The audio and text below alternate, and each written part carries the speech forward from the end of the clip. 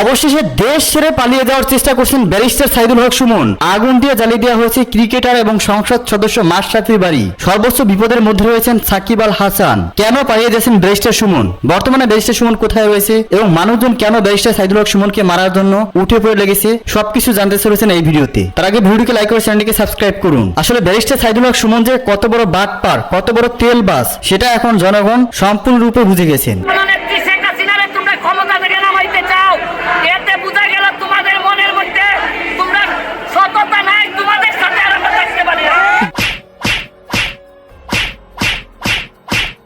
Barrister Saidul হক সুমন মানুষের emotion নিয়ে খেলেছেন, মানুষের আবেগকে কাজে লাগিয়ে লক্ষ লক্ষ মানুষকে বোকা বানিয়ে এমপি হয়েছে এবং শেখ হাসিনার চাটুকারিতা করে সবসময় চেয়েছিলেন শেখ হাসিনাকে খুশি রেখে দেশের অর্থ সম্পদ লুটপাট করার চিন্তায় ছিলেন এই ব্যারিস্টার সাইদুল হক সুমন, যেটা এখন পাবলিক খুব ভালো করেই বুঝে গেছেন। বর্তমান সময়ে এই ব্যারিস্টার সাইদুল হক সুমন কোথায় রয়েছেন সেই বিষয়ে কোনো সুস্পষ্ট তথ্য না পাওয়া গেলেও ধারণা করা হচ্ছে এই ব্যারিস্টার সাইদুল হক সুমন দেশ ছেড়ে পালানোর চেষ্টা করছেন। চলমান এই পরিস্থিতিতে আওয়ামী লীগের বিশেষ বিশেষ ব্যক্তিবর্গের বাড়িতে কি ধরনের হামলা হয়েছে চলুন তা দেখে নেওয়া যাক।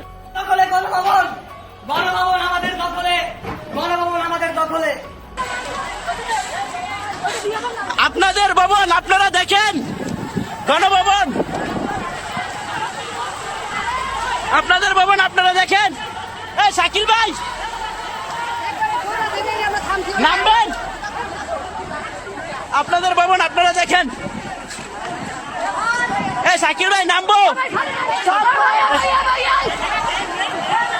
শাকিল ভাই, শাকিল ভাই, আমি উপরে গেলাম। এদিকে দেন।